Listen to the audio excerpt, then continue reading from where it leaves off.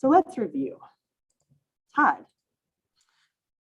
Okay, so really nice job unpacking that, Katie. So we're going to move into the skill development, and we're going to talk today about contextualization. And so this is from the CED, the course and exam description, how you analyze the context of historical events or developments or processes. So you can see that you have to identify this, and you sometimes have to explain it depending on what we're doing. And so what we're going to do with this today is I want to give you an example of contextualization. And the process that I want to teach you about, and your teachers may have a different one, is called GeoSprite. GeoSprite. So when we contextualize with GeoSprite, it means we use the first one is geo is short for geography. So when we're contextualizing it, we think, okay, where is this taking place? The place, the physical, the human geography. And then the sprite comes out to social, that is your ethnic, gender, or class. Political, who has authority or diplomacy, or was there law? Religious, what are the beliefs or influences or practices? Intellectual, this is arts or learning or literature. And then there's technological, there's science, machines, and medicine. And then there's the economic aspect, which is trade, policies, and finance. So that's how we come up with GeoSprite. Your teachers may have another one. I've heard Persia used a lot, all kinds of different ones. They'll show you how we use this as we talk about contextualization. So when you're writing either a long essay question response or a document-based question response, and this is kind of a sample we did on AP Daily earlier this year. So let's just take a look at this prompt.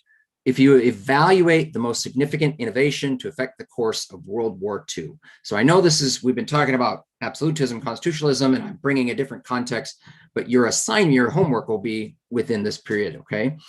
So when we talk about contextualization, we want to in an introductory paragraph for an essay response, we want to begin broadly, and then we want to build our context, and then we want it to come down kind of like this funnel or this triangle, it's upside down.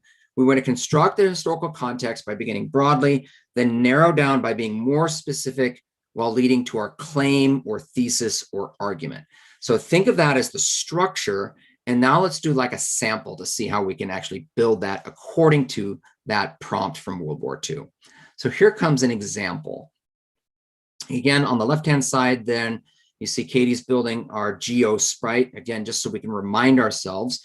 And then I would just start building a sentence like, okay, the Second World War in Europe took place with Germany at the forefront of events. And then I would start with another sentence. The German Nazi Party, led by Hitler, came to power by taking advantage of a dire economic situation resulting from the Great Depression. Then another sentence, the Nazi Party also spewed racist and anti-Semitic propaganda as part of their social agenda. And then continuing to build, when in power, the Nazis announced they would no longer abide by the disarmament clauses of the Treaty of Versailles and quickly established a military draft.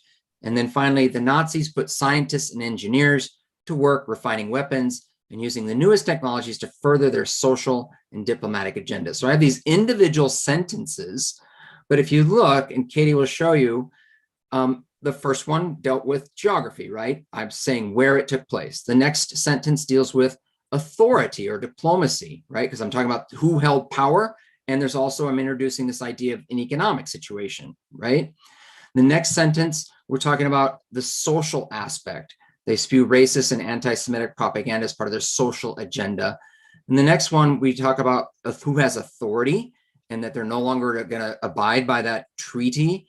And then finally, this last sentence deals with different technology that was introduced. Now, I just built the sentence, but I'm trying to explain to you that if you're in a testing situation, or if you're writing an essay and you're like, I don't know how to begin, I'm not sure what to do, you can pull sentence after sentence using this, and you don't have to use all of them. Before you know it, you've kind of built yourself some nice context. So then we put it all together on this next one. You see your introductory paragraph structure. There's our introductory paragraph. And then the last thing we need to do then is just to insert a claim or a line of reasoning or an argument. And Kay is going to talk about how we build arguments next. Okay, that was great, Todd. So we have this skill of argumentation. We kind of look in we're again looking right at the CED, that you're making a historically defensible claim and you're supporting an argument using specific and relevant evidence. So argumentation is really important throughout all of the writing in the course. So I have a little structure here for you.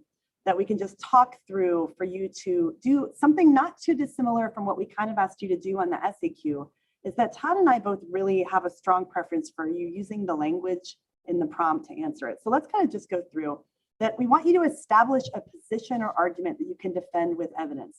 And for the DBQ, you're going to need the content and interpretation of the documents to support your argument. For the LEQ, you're going to support your argument with appropriate historical knowledge that you have and that you already know. So we want you to use the language of the prompt to create your thesis or claim. This is not just restating the prompt, but answering and taking a position and making sure that you have a line of reasoning. So let's look a little bit at structure. We'll take the same prompt that Todd has just been talking to you about. You're going to evaluate the most significant innovation to affect the course of World War II. So immediately, we're going to use that language. The most significant innovation to affect the course of World War II was, and you're going to pick what that innovation is, right? And then you're going to give your line of reasoning, your why. Why did you choose this response, right? Why did you feel this was the most significant innovation? And so the structure is very simplistic, but it will absolutely set you up to be able to have your argument be effective and something that you can defend with evidence. And so we wanted to show you that these are the rubrics for the DBQ and the LEQ. And the wording for the part A and the part B is verbatim on both tasks. So we just wanted to make sure that you saw this so that as you're thinking about your homework tonight, because it's going to deal with thesis and contextualization, that you see that if you look at the rubric, this is exactly the same. They want you to respond to the prompt with a historically defensible thesis or claim that establishes a line of reasoning, and you need to describe a broader historical context relevant to the prompt.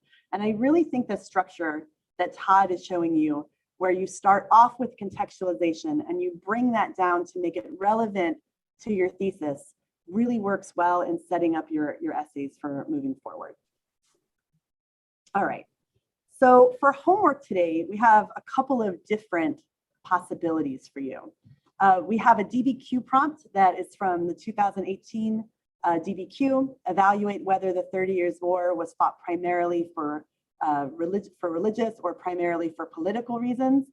And an LEQ prompt that evaluate the most significant effects of the English Civil War, which is what we have been talking about today. All right. So when you're turning in your homework, so your first choice, if you're thinking, oh, I want to write the DBQ, or not the whole DBQ, but that introductory paragraph with contextualization and thesis, then if you're interested in that, you want to take a look at the documents we